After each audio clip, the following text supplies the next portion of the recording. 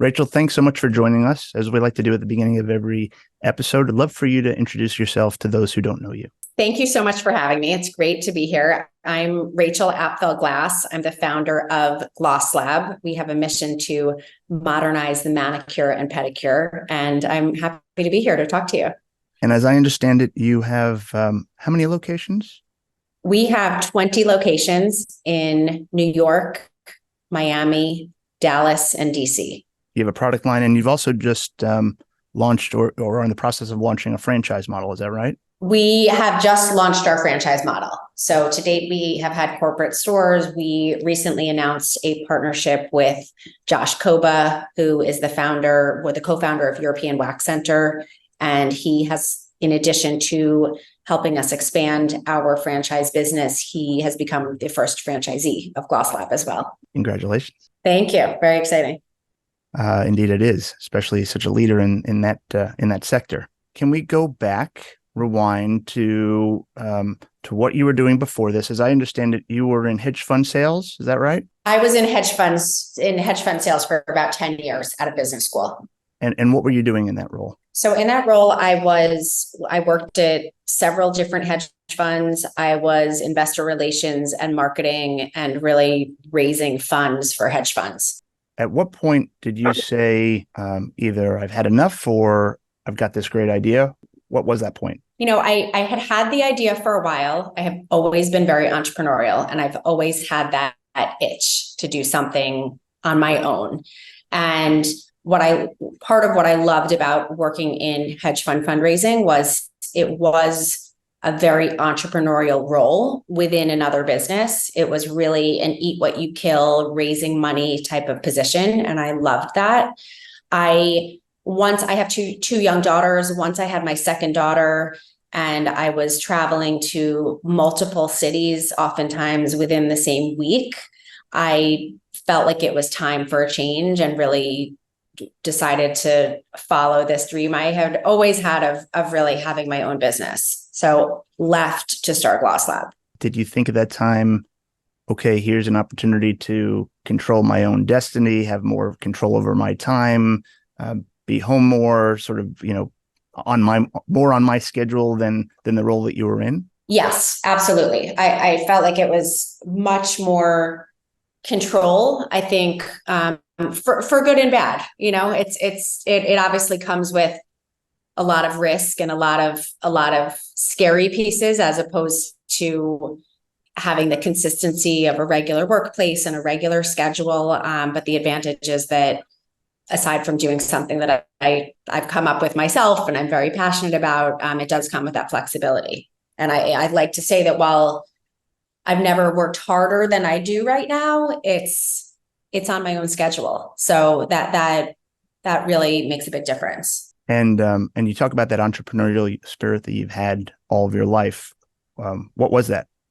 What roles did you have? What jobs did you have? What businesses did you start when you were younger? From when I was a very little kid, it was always having ideas, businesses, selling things, making things, raising money for charity, for little businesses. I ran a business with a few friends in business school, and then went into finance for 10 years, and then ultimately left to do this. And so when you make the decision you're going to leave, did you have a partner at the time? I did not have a partner at the time. I was a sole founder. Sorry, I mean, did you have a spouse? Were you? Oh, of course, yes. I'm married. I have my husband, who has been incredibly supportive. And you were just having your second child at that time? My second child, I believe, was about 1. Right. So I had 2 very young daughters. They were 1 and 3. And what did your husband, what did the conversation look like when you said, "Hey, I'd like to"? I think I'd like to, not work in finance anymore and leave a salary, and yeah.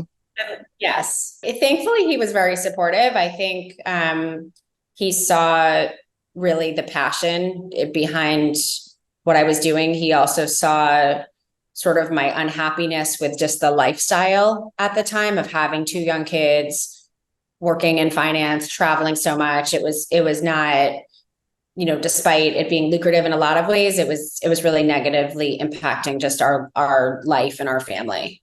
Had you had experience in either the hedge funds or in another business prior that dealt with having a salon? Never. So I went as part of my diligence for Glosslab, I went to nail technician training school. I really wanted to get under the hood of the industry. You definitely would not want to ever get a manicure from me. I did not perfect that skill in school, but I did really learn a lot that has informed things that have been part of the ethos of Glosslab since day one. So for example, there is nothing that's taught about hygiene in nail technician training school. That's something that has been day one at Glosslab. I am a lifelong germaphobe. I'm a germaphobe, I think, before everyone became a germaphobe with COVID.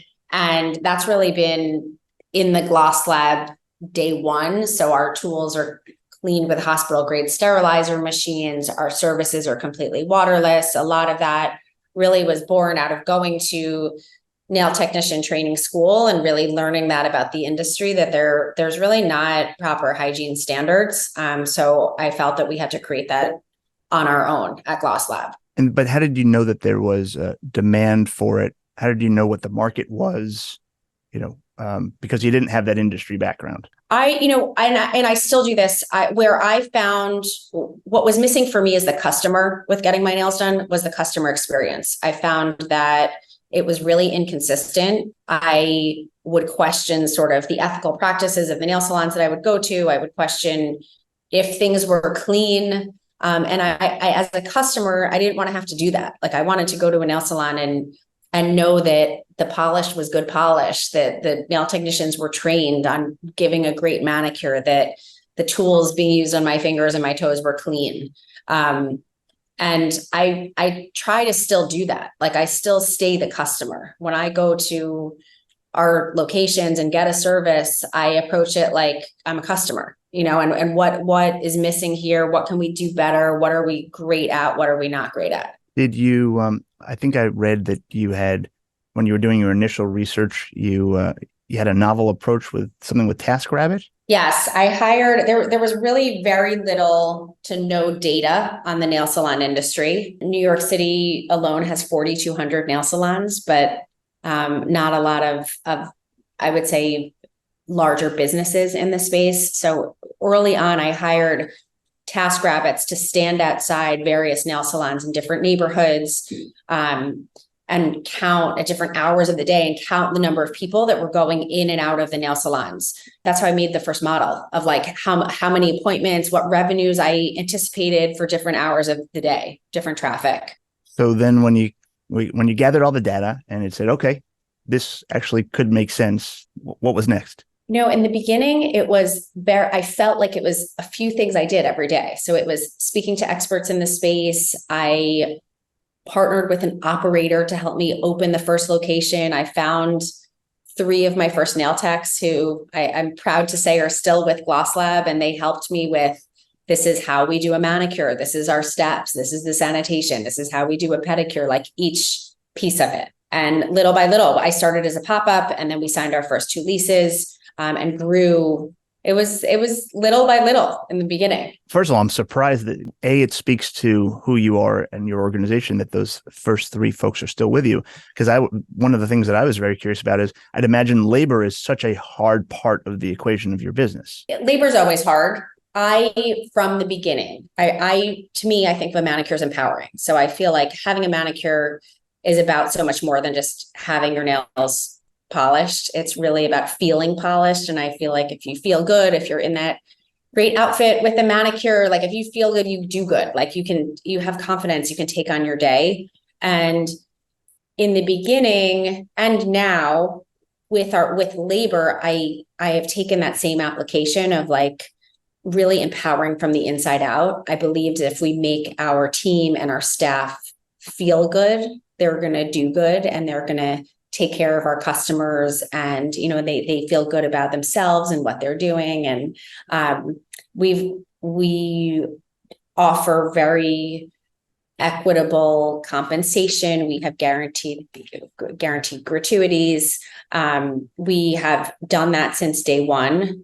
And that has made our whole team just feel like they're not just in this hourly position, but really part of a movement, part of a family, part of a place that's going to really look out for them and take care of them. So if we go back to, you had the pop-up, you started the first two locations, and I would imagine committing capital to establishing a physical presence was probably a pretty scary process for you. Is that right? And it was very scary. How did you deal with that risk? How did you deal with that stress? I felt like it was a calculated risk on my part of, I'm going to open these first two locations. I really wanted to prove out the model before I brought in outside capital and maintain that ownership in the business. Because that's how I did it. That's sort of my N of one of how I did it. And that was, in retrospect, maybe very smart and also maybe very crazy. If I had to go back, I maybe would have brought a partner on earlier. I think in the beginning, I felt like I could do it all myself and wanted to do it all myself, and I couldn't. So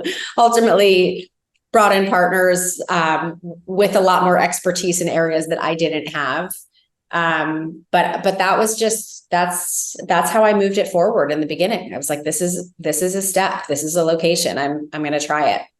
So what were those things that you were realizing that you thought you could do that you couldn't do?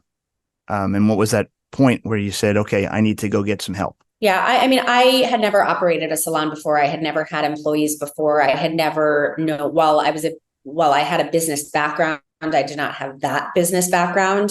As soon as I brought in partners with four-wall and operational expertise, the business grew tremendously. So I, of course, had the vision from the beginning and the customer experience and the brand.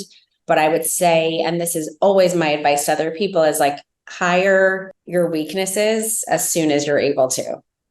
Because I believe this for other people, as much as you can be in your power zone, everyone has their own. That's the best use of you and of other people. It's not for me to be the store operator. That's not my expertise. So I hired that as soon as I could. I think it's hard for a lot of people to see that weakness in themselves. They probably, I would imagine, their creation, they want to implement it all. They want to do everything. So imagine that's a hard struggle for people to be able to relinquish control. I think so. I love control, just like the next person. So I think it was hard, but I think when we were growing and getting so big that I really couldn't do all of it. In the beginning, I was in both of my locations every day because that made the most sense, to learn the business, to learn the customers, to see what they were asking. Now, while I'm in my locations a lot, I can't be in locations all day, every day, because I have to be in an office a lot and out at meetings. So I think that it's sort of just like naturally changes a bit as we've grown. I'd imagine the sales role that you had, perhaps you thought that would transfer quite well into this new role with regards to your ability to sell yourself and your concept. So I'm wondering what you realized after getting involved in the business that you didn't know before about what you needed to know. I do think that my background in hedge fund fundraising is helpful. I definitely have a sales background. I definitely have a thick skin because in sales, you get a lot more no's than yeses. So a thick skin as far as getting rejected a lot, which is certainly helpful. I did raise money for this business, so that was helpful, but very different. In hedge funds, I was raising a lot of institutional capital and really raising money for other people and other funds. And this has felt very different. I'm raising money, really bringing people like into my family. And I do feel like I've been very fortunate to have investors who are really true partners and true supporters. But it's different. How hard is that? How hard is it to raise money? It's hard. I think it's hard, especially for me, it was hard. I felt like, especially in the beginning, that people were investing, yes, in the concept, but really in their belief in me to execute the concept. And then I'd imagine there's a lot of pressure then. A lot of pressure. Yeah. Because then you got to perform, right? It's like the hard part. So I was listening to somebody recently who I had on, and they were saying, oh, it was David Oak, and he was saying, you get all these people who say, congratulations, you raised $25 million or you raised $5 million. And what they don't realize is now the hard work begins because these people are expecting a return on that money. Right. Exactly. Yes. It's like the fun of the, it's that excitement of raising the money and then the work begins. Right. Exactly. Right. Yeah, exactly. And I think that's a lot of what people, that's what's hard to see. It's like things, I think on the outside, it's hard to see really all of the work that goes in, like I think on the simplest level, people will say, well, aren't you just in your stores all day? Like, isn't that kind of what you do? And I'm like, there's so much that goes on behind the scenes to get there that I think is a lot harder to see. So can you help us contextualize that hard stuff? Can you help us see what does that entail? What does that mean? What is the hard stuff that people probably don't see but should see or appreciate? Yeah, I mean, I'm running a corporate team. So we have a corporate team. I have partners. We are running from we work in an office, but we're running our corporate stores, really looking at what our customer journey is, our customer experience, all the pieces of it coming together, plus what it really looks like in the stores. Like I could be in our stores all day, every day and seeing, like every time I go in, it's like a list of, we should do this and we should do this and this could be better. And, every piece of that customer journey, but that's really just one piece of it because so much is happening. We have investors. So investors have expectations. They want to see returns. They want to see the numbers. We've been through various cycles in the market. Can the business withstand all of that? The answer for us is yes. People still get manicures no matter what's going on in the rest of the world. But all of that comes with really this pressure underneath. But was there a time when you said maybe this isn't going to work? Maybe we have the model wrong? All the time.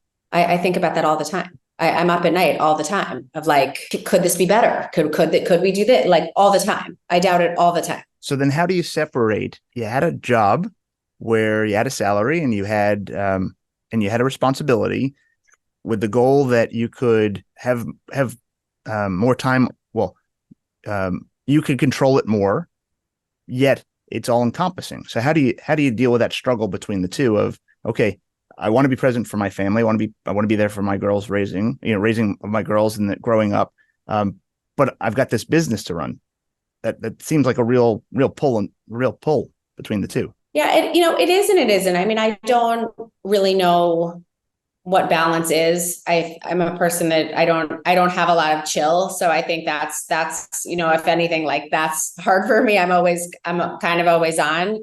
The way I look at it is like I really, really love what I'm doing and I'm very happy and very fulfilled with it. It's challenging, it's crazy, it's stressful. I'm working all the time, but I love it. So when I'm with my girls, while I may not be able to shut off in the way that I would be if I were in a corporate job and came home and like didn't look at work for several hours, when I'm with them, I'm really happy. And I think to me, that is sort of above everything else. Like if I was in a different place where I wasn't happy with what I was doing and wasn't fulfilled, I don't think I would be as present in a different way. Because it's so all encompassing, what do you think some of the biggest misconceptions are about this role of founder, of an entrepreneur?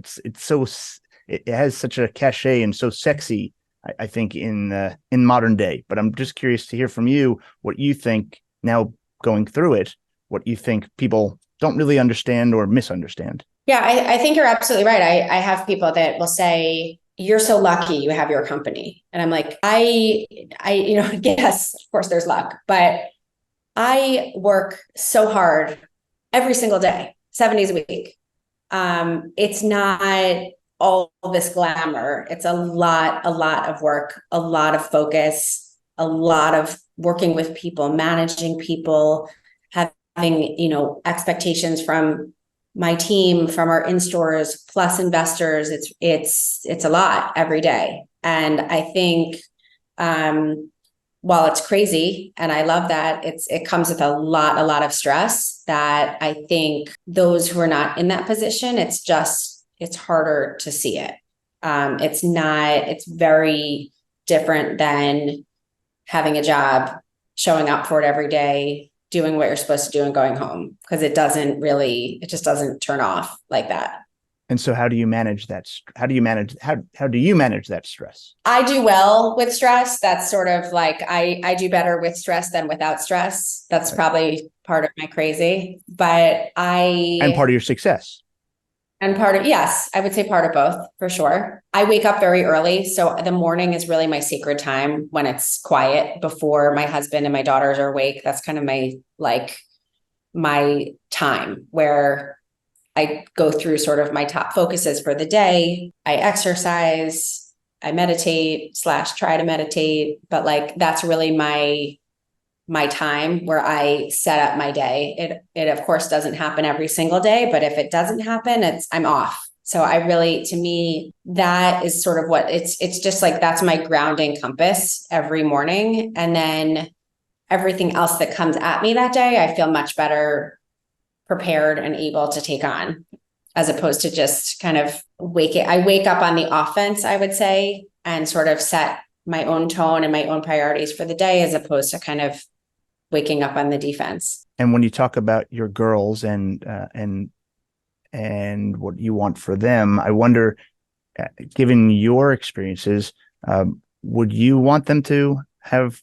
Would you want them to be business owners? Do they, are there characteristics of business owners that you see in them or don't see in them? I know that, and by the way, I know it's at a very early age. Right? I know they're at a very early age, but I'm curious. It's an early age.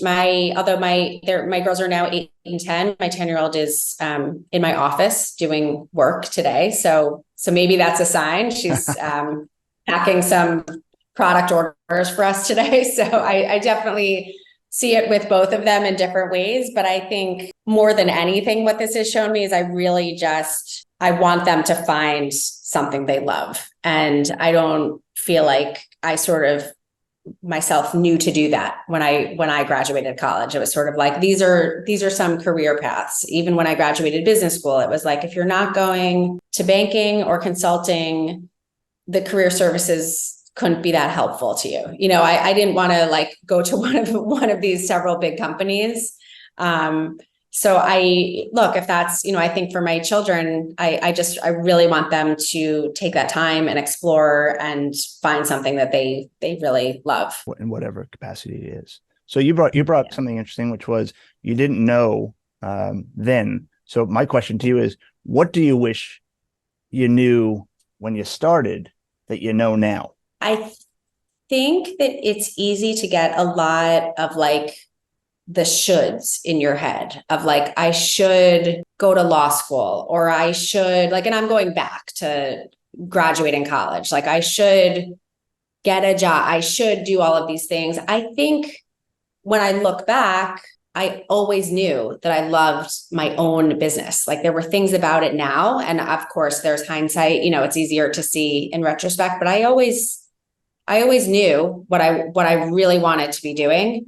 I just didn't do it at the time. I took jobs. I went to business school, which I knew I wanted to do. When I was in business school, I ran my own business and I loved doing that, but I didn't do that right out of business school, even though in retrospect, I probably should have done that because I loved it. So my advice is always keep doing that digging, because everyone has it. You have that thing that you're in your zone and you love it. It's just, I think it's sometimes hard to find it or identify it right away. And it's also hard to potentially disappoint those around you, or the expectations that you think are for you.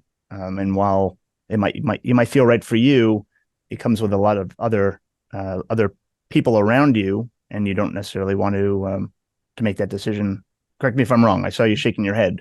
Yes. Yeah. No. I agree with you. So true or false to this statement? Starting a business is the hardest thing you can do. True. Absolutely true.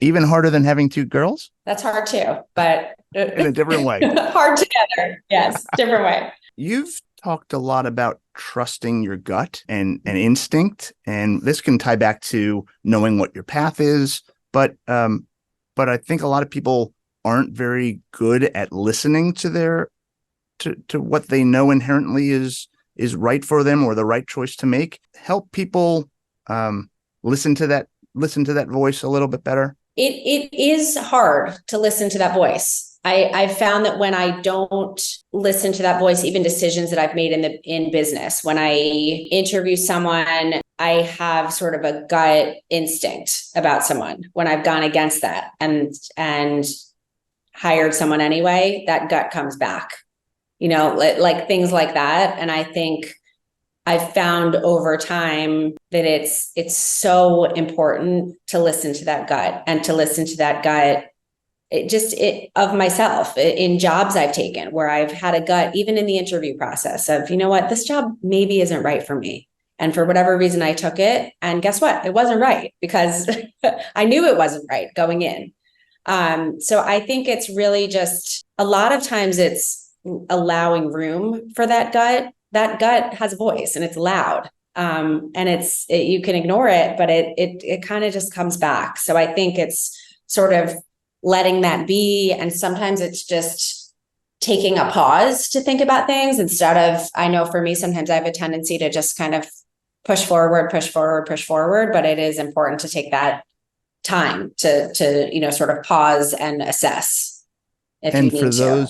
And for those who then listen to that calling and they have this idea, right? They have this thing that they want to implement. They have a business idea. What's the advice you have for how to get started? In the beginning I would challenge myself to do 3 things a day because it's hard to just start. So in the beginning, those 3 things a day were hire a TaskRabbit and start the model. Speak to a dermatologist who is an expert in nail care. Sign up for nail technician training school, go to nail technician training school, things that were pushing me forward every day. They seemed completely crazy, silly at the time. Like my husband would say, "What did you do today?" And I would say, "I went to nail technician training school for 2 hours. And then I, stood outside a nail salon it was crazy." And he's like, "Okay, you used to have a real job and went to business school and worked in finance. Like what's going on?" So in the beginning, and now all of that is like a great story, but at the time it seems crazy. It doesn't feel good either, by the way. It probably doesn't feel very good either. It doesn't feel good. Yeah. I'm like, what am I doing? I have 2 kids. I used to have a real job. Now I'm like standing outside nail salons. Like, this is like, what am I doing? But I just kept going and I kept doing. And I think people have great ideas every day, but if you're not continuing to pursue action alongside of them, they're still ideas. So in your role now in your company, I bet being part of this, starting this business, running this business is creating other ideas. So I guess my question is, first question is, has it created other ideas as a result of being part of this business? Yes. Have you implemented any of them? I have implemented, several ideas just as we develop nail services, as we develop our product line. So ideas like that. I do have a few ideas for future on separate businesses. Okay. So we'll leave that aside. So how do you, on the businesses that you have implemented, how do you avoid following the next shiny object when you're trying to build a business at the same time? You mean as far as like developing the next idea here? Yeah. So, you're as an example, you were saying that you've developed some nail products. So I'd imagine you're by launching that business or that product line, that's taking away some of your energy from focusing on the customer experience or rolling out the stores. So how do you avoid making sure that you don't let the main business suffer as a result of focusing on building something else? Yeah, it's a very fair question. With everything that we're doing here, I go back to my why and why I started Glosslab. I started Glosslab because the customer experience to me was lacking. I wanted something tested and true with hygiene, a super efficient experience, membership model, a really vetted experience from the product to the hygiene to everything about it. So when we launched product, I worked for 2 years to develop our nail polish, and I really didn't want to put just a bottle of polish with a Glosslab name on the shelf. I worked very hard for a polish that dries in 5 minutes, is infused with vitamins, really builds nail health. We now have this cult following for our nail polish. And when I was developing it, it was not really designed to be separate from our experience. Like, I still went back to those guiding principles of starting Glosslab. Like, what can make the experience better? Your nails drying in 5 minutes, your nails growing and being infused with vitamins, like that, all of that ties into our customer experience. So it wasn't like we have the customer experience over here and we have the products over here, but they really were tied together. And that's been the same really with everything that we've built. So both on the services and the product side, and even as on the franchise side, like on the franchise side, how do we maintain our brand equity as we're rolling out so many locations and bringing in new partners to the business? How do we continue to do that? Right. And how do you make sure that you don't that you lose some of that customer experience because you're relinquishing control, arguably, to others who are going to deliver a different potential level of service. Exactly. But I guess that's part of the franchise model, is recognizing that's a risk. Yes. Yeah. I mean, it's something that we're working on every day here. And because you have all these things that you're working on, I heard that you've implemented a strategy with regards to your work. The name is failing me. It's a process that it's not. Do you know what I'm referring to? Getting things done. Yes, getting things done. Yes. So what is getting things done? Getting things done. I don't want to have to quote it because I won't do as good of a job, but it's a book. It's a system. It's called Getting Things Done. There's a lot online on the book, and it's really just, I would say, kind of the guiding principle for me is that nothing should live in your head. Your head is a terrible to-do list.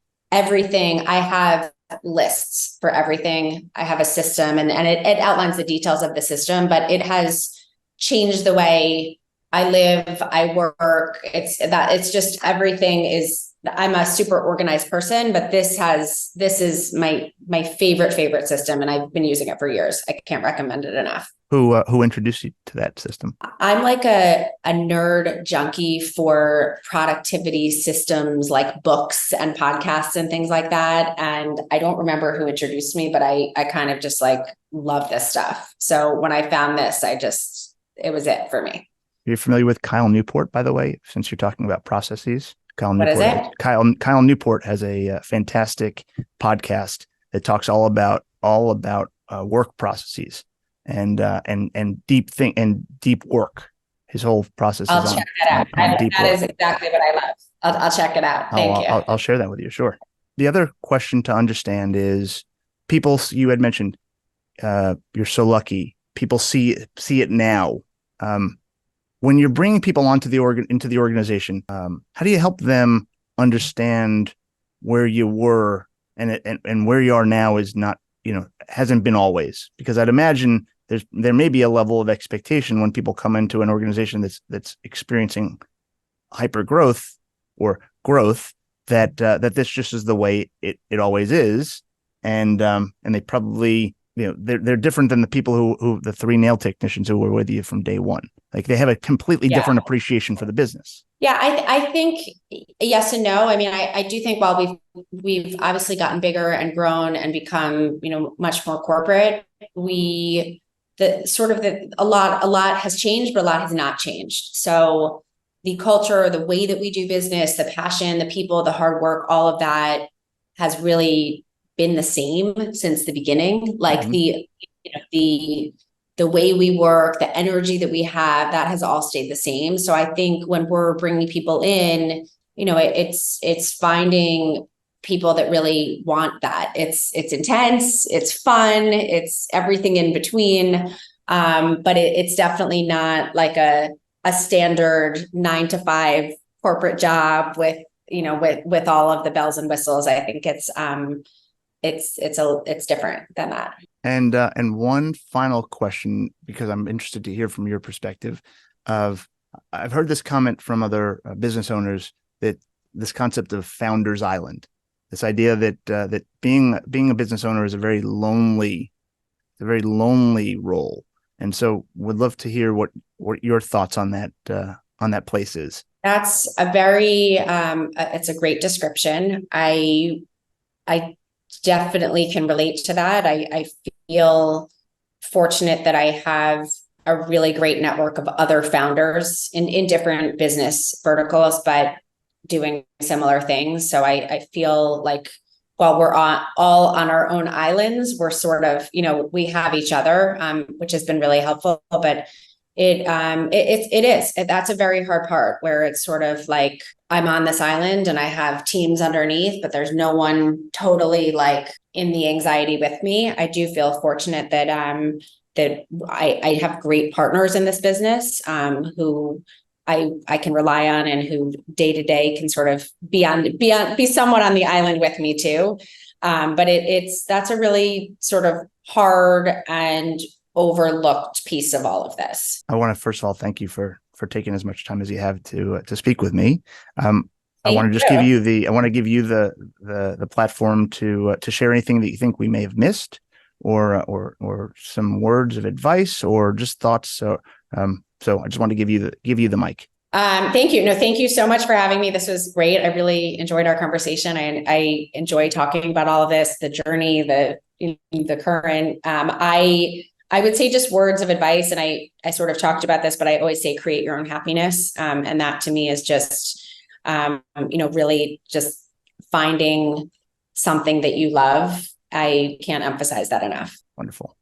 And where can they find your stores? How do people find you? So we're glosslab.com, and it's at Glosslab on Instagram. And I'm Rach, Racha Glass on Instagram. Wonderful. Well, Rachel, thanks again for doing this and for taking the time to speak with us. Thank you. Thank you so much for having me.